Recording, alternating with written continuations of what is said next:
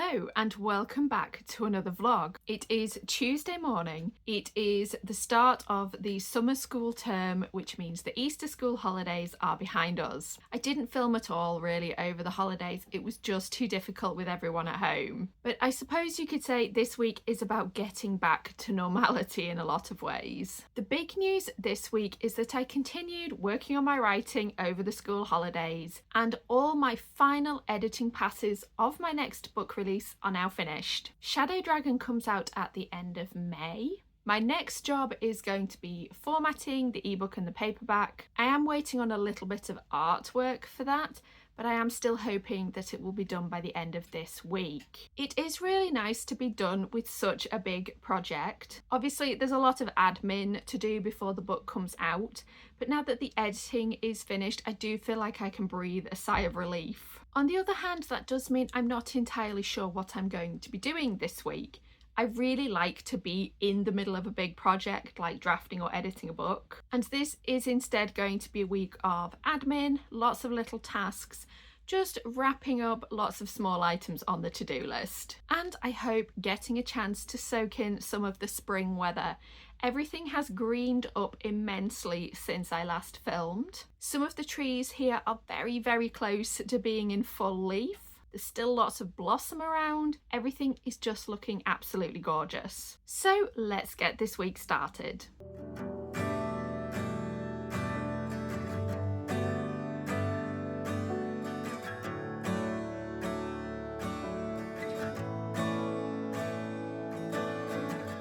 Just been updating my bullet journal. Usually I have one big tracker for whichever my main project for the week is, but this week is looking much more full. Lots of little things to get ticked off.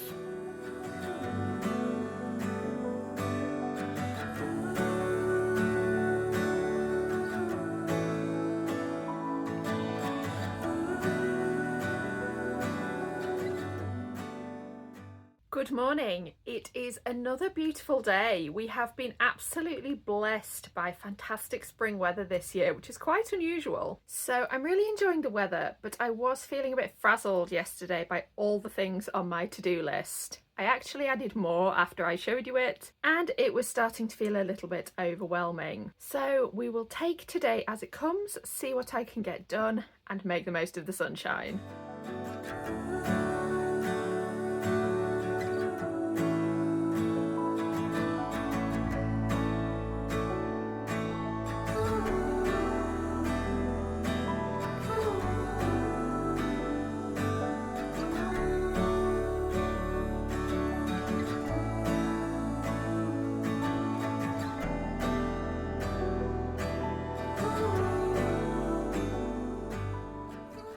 I wanted to talk about a couple of books that I've read recently because I really enjoyed both of them for very different reasons. Now, the first one is City of Last Chances by Adrian Tchaikovsky. Now, this almost reads like historical fantasy, apart from the fact that it is very definitely secondary world. It is a little bit Les Mis, a little bit classic Russian literature, also Gormenghast and Perdido Street Station. There are lots of influences here, but it is very much its own thing. It tells the story of a city under occupation and about the people who are resisting that occupation, as well as the occupying force themselves. It is very dense, very dark. There is a massive cast of characters, and I know for some people's tastes it is probably a bit verbose, but I absolutely loved it. It is so witty and inventive.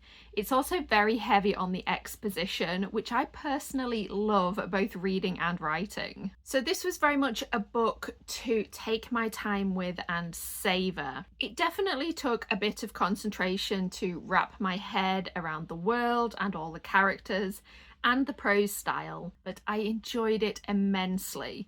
So if you're looking for something very dense and political, but also with a real strain of dark humour in it, I highly recommend this one. And the book I'm reading at the moment is Lost in the Garden by Adam S. Leslie. Now, this is very different. I'm reading this one very quickly. I'm about halfway through already. It is, I would say, a folk horror. It is set in an endless summer in the English countryside. The first half is about a road trip to find a village that everyone is warned not to go to. I actually really liked this blurb on the back of the book, so I will read it. England's overheating, death-warped countryside is a genius setting for Leslie's shamelessly unhinged novel.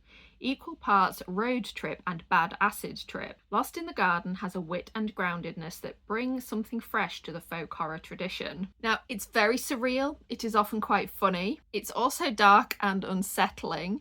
I found myself lying in bed last night thinking about this book and sort of dreaming up new scenarios for the characters that are not in the book itself, which was very strange. I haven't really found myself doing that before. In some ways, there hasn't been anything overtly horrific in it so far. There are ghosts, but they're on the periphery of the story, and the characters, although they have to be wary of them, are able to avoid them. But the whole thing is very strange and very surreal, and it definitely feels disconnected from reality in a good way. So I'm only halfway through that one, but it's another one that I'm really enjoying.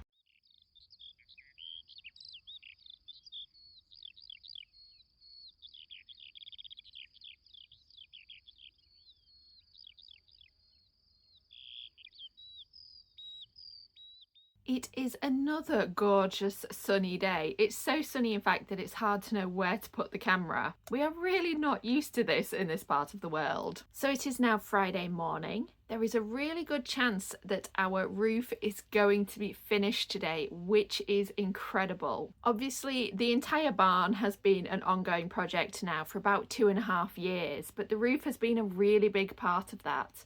So it will be incredible to get it finished. That does mean you might hear some power tools and hammering in the background though. I will not be roofing though, which means I should have a quieter day ahead of me, and I'm really looking forward to that. Obviously, if you work an office job, then you tend to long for time when you can be outside and away from your desk. But I am actually the opposite.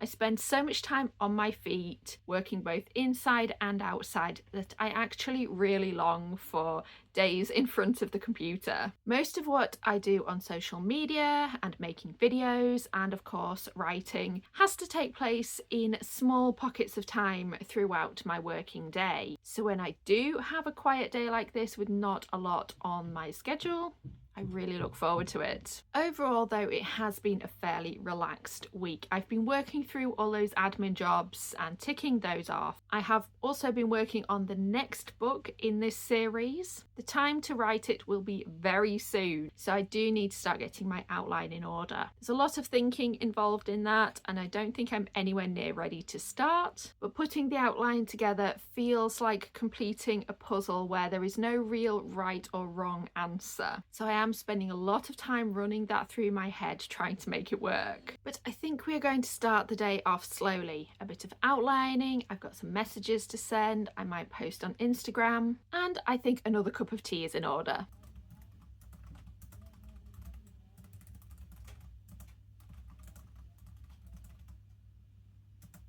I have not done anywhere near as much work today as I could have done, but you know what? That is okay. Sometimes that is just what a day needs. And as Friday draws to a close, I've been thinking back over this week, and I think the theme for me really, especially over the last few days, has been letting go. Now, I tend to think of myself as a fairly ambitious person. I don't know if that's always readily apparent on social media because it's not something I talk about a great deal, but I do want my books to be successful. I want my business to be successful. And quite often the metrics of success that I am chasing are fairly traditional ones, like views and income and readers and sales, things which don't obviously line up with my more slow living lifestyle that I show on social media. But the difficulty with being both a creative and an ambitious person is that you can't always predict the success of creative endeavours. Obviously, there are things you can do to help your success along, but there really are no guarantees in this business. So what I've really been focusing on this week, as I said, is letting go. Not so much letting go of the work and the creative process, those are absolutely an integral part of my life, but I'm trying to focus less on the outcome. It's obviously really easy to worry about how well a book is going to do when you are only a few weeks away from release. There are definitely some butterflies there, but I need to stop that dominating my thoughts, and that is what I've been trying to do over the last few days. Whether it is fiction and writing or whether it is social media, I'm trying to put my work out there, give it the best possible chance, and then worry less about what comes of it. And I think a big part of that too has been letting go of the need to be productive every minute of the day. This is one of those running themes that I constantly come back to. I think the whole Protestant work ethic is something that is very deeply ingrained in me, and I am trying to work on that. But letting go of the traditional markers of success also means allowing myself to take things easier once in a while. I do not have to hustle and strive and fight every single day to make things happen. And spring really is a great time to remind myself of that. Whilst the world wakes up and becomes increasingly busy, I often find myself slowing down. I want to spend more time outside. I want to enjoy the world becoming greener and lusher around me. I want to go walking and take photos and just sit in the sun. And I think watching spring unfold around me, particularly this year, has been a really good way of calming the ever busy thoughts in my mind. So, as ever, I hope the season is treating you well. I will be putting the finishing touches to Shadow Dragon here in the next few days, and then deal with that ever-growing admin list that always comes with a book release. But I will be remembering to slow down and enjoy the season too. So I hope you are doing the same. See you next time.